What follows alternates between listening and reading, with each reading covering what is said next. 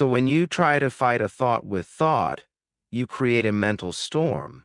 Every argument with a negative thought gives it energy. It grows in power.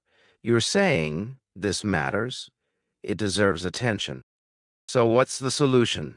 Don't fight the thought. Replace it, redirect it, rewire it, like changing the radio station, like turning the page, like choosing a different road.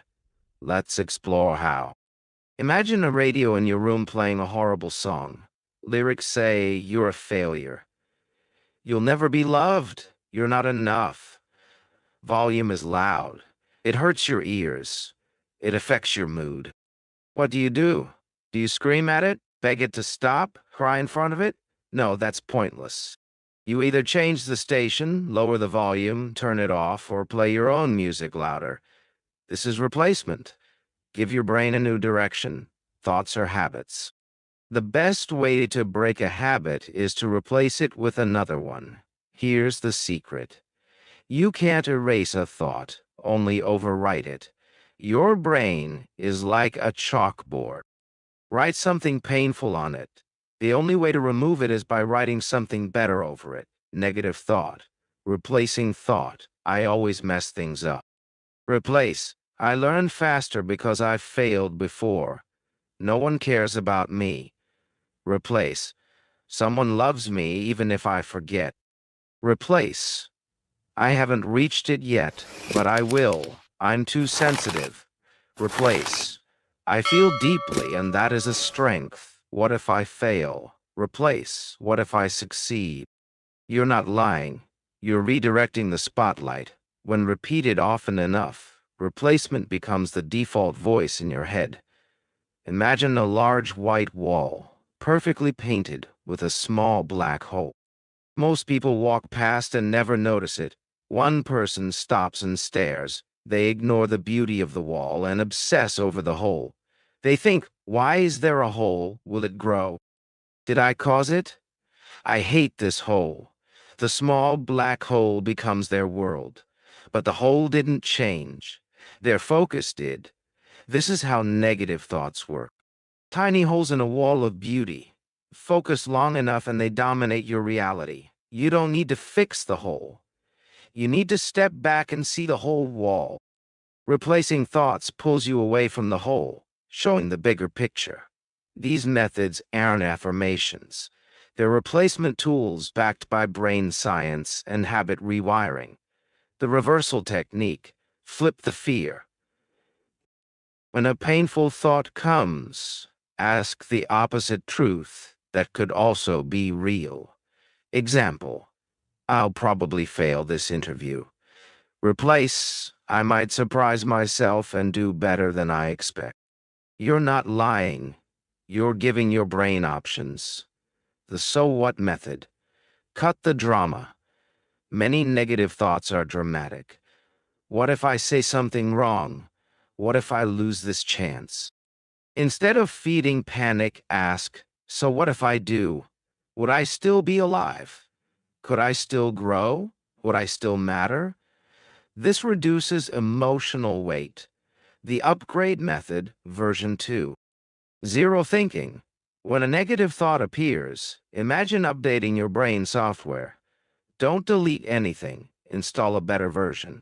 Original. I can't do this. Update. I'm figuring it out. Original. I'm not ready. Update. I'm becoming more ready every day. This makes your brain feel safe. Write the 3 most common negative thoughts you've had this week. Then write one powerful replacement for each. Put them on a sticky note. Say them every morning. Repeat anytime old thoughts return. Your brain believes what it hears often. Train it. Don't fight it. You were not born to live with a storm inside your head. You cannot stop it by screaming. You can change the weather by changing the forecast. Replace fear with possibility. Replace shame with growth. Replace shame with growth. Replace doubt with progress. Your mind is not broken. It's just been playing the same tape too long. Now it's time to change the music. Stage 6, talk to yourself like someone you truly love. Let's begin with a deep question. If someone else spoke to you as you speak to yourself, would you stay friends? Think carefully. What words do you use when you fail, make a mistake, forget, feel tired, cry, get rejected? Do you say, "It's okay, you're human, you'll try again"? Or do you say, "You're so stupid. Why do you always mess up? Nobody cares. I hate myself. Maybe I'll never get it right"? And the tragedy is, if someone else said that even once, you'd likely walk away. But you say it to yourself every day.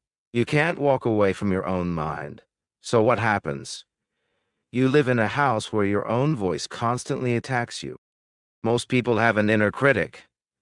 For some, it becomes an inner bully. That voice doesn't guide. It attacks. It says you're behind. You're weak. You're lazy. Imagine a 7-year-old child comes to you. They say, "I made a mistake today. I feel bad. I think I'm not good enough." Would you yell at them? Would you say, "You're an idiot. You'll never be anything. Nobody likes you"? Of course not. You would hug them. You would look in their eyes and say, "It's okay." You would say, "We all make mistakes. You are still worthy. Let's try again tomorrow." So why not speak to yourself the same way? Somewhere along the way, you learn to treat yourself with cruelty instead of compassion. That must change today. Imagine your mind is a garden, and your self-talk is the gardener. Every word you speak either plants a flower, gives water, or cuts roots. If the gardener says, "This plant is useless, it'll never grow, I hate it," even the most beautiful flower will wither. But if the gardener says, "You're growing slowly, but you are growing. It's okay if today was tough. You don't have to bloom every day. I believe in you," then even the weakest plant finds courage to stand tall again. Your self-talk is the water, sunlight, air of your inner world. How you speak to yourself decides whether you wither or rise. Let's be clear. Negative self-talk is not harmless. It creates real damage. It hurts your confidence. It reduces motivation. It brings shame. It challenges trust in yourself. It increases anxiety. It affects relationships. It feeds sadness. It makes you believe you are the problem. When you think you are broken, you stop trying to heal. You stop reaching for help. You stop believing in better. Not because better doesn't exist, but because your inner voice convinces you it's not for you. What if every time you made a mistake, instead of saying, "I'm so stupid," you said, "I made a mistake and I'm learning"? What if when you felt tired, instead of saying, "I'm lazy," you said, "I've done a lot today. I need rest, not guilt"? What if when jealousy comes, instead of saying, "I'm a bad person," you said, "I'm human. I feel that's okay"? It's about speaking to yourself with the same kindness you give to others. How to start talking to yourself with love. 5 life-changing practices. 1. Give your inner voice a name. Seriously, name it. Why? Why? Because when you say, "I'm a failure," you give your critic full credibility. If you name it Nancy or Dan, you separate yourself from it. You say, "Oh, that's Nancy again. She shows up when I try something new." It sounds small, but it gives perspective and power. You stop being the voice. You become the listener. And the listener always has a choice. 2. The best friend technique. When you feel down, ask, "If my best friend felt this way, what would I say?" Then say it to yourself. You'll be amazed how loving your voice becomes when it's not attacking you. 3. The mirror moment. Stand in front of a mirror for 2 minutes every morning. Look into your eyes, not to judge, but to speak kindly. Say 3 things. I'm trying. I'm still here. I forgive you. Do this for healing, not motivation. Your reflection has waited years for these words. 4. Rewrite the sentence. Take any cruel sentence you repeat and change it. Example: you're a burden becomes, your feelings matter. You're dramatic becomes, you're allowed to feel deeply. You're always messing up becomes, you're learning like everyone else. Nobody wants you becomes, you're still learning how to love and be loved. Your weak becomes, you're carrying so much and still going. Print it, post it, say it. Your inner child is listening. 5. Forgive yourself daily. Not once a year, not only for big mistakes. Every night before sleep, say, I forgive myself. Whatever I did wrong today, whatever I forgot, overreacted to, I forgive myself. I am still learning. I will not carry shame into tomorrow. Guilt does not make you grow. Grace does. Sit alone, quietly. Put your hand on your heart and say softly, I'm sorry I've been cruel to you. You didn't deserve that voice. From today, I will talk to you like someone I love. Let tears fall if they come. You're not weak. You're reconnecting. You don't need to be perfect. You don't need to be fearless. You don't need it all together. You need to start being kind to yourself. The world already judges, criticizes, misunderstands. Don't join.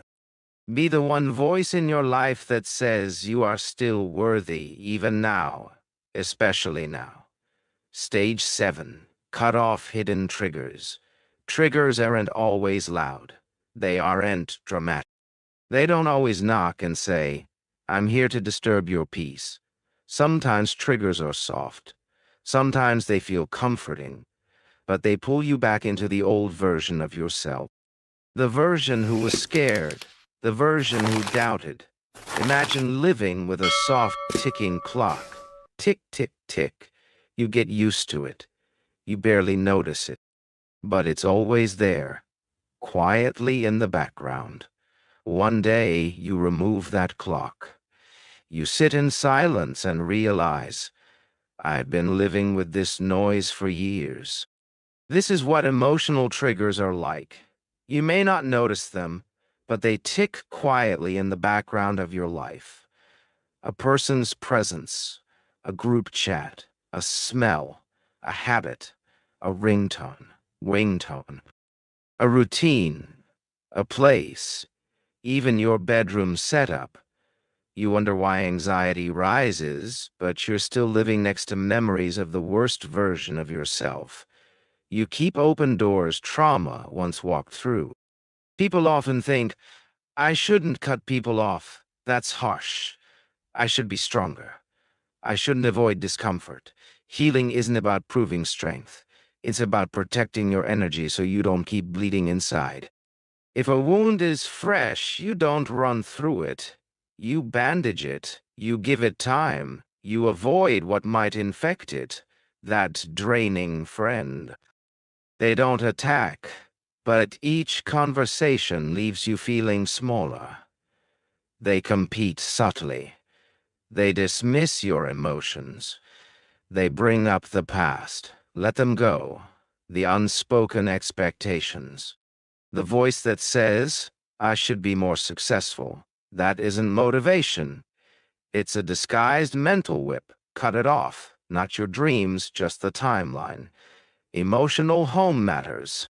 Some live in anger, sadness, fear, or guilt. It's what they know. It's where they return when things go wrong. You need a new emotional home. Ask, what emotion do I default to when overwhelmed? Then ask, who taught me this emotion was normal? Often it wasn't even yours. You were just renting it. You forgot you could move out. Write a list. Things that silently pull me back into darkness. Make 3 columns. What is it? Why it affects me? What I'll do to protect myself. Don't feel guilty. This isn't rejection. It's self-respect. You can grow into the next version of yourself while entertaining people, patterns, and places that hurt you. You're not weak for needing space. You're wise for choosing peace over pride. You don't owe the past another visit. You owe your future a stronger foundation. If a plant isn't growing, you don't blame the seed. You change the environment. Protect what's blooming. Now that you've removed darkness, turn your pain into power. Stage 8. Turn pain into power.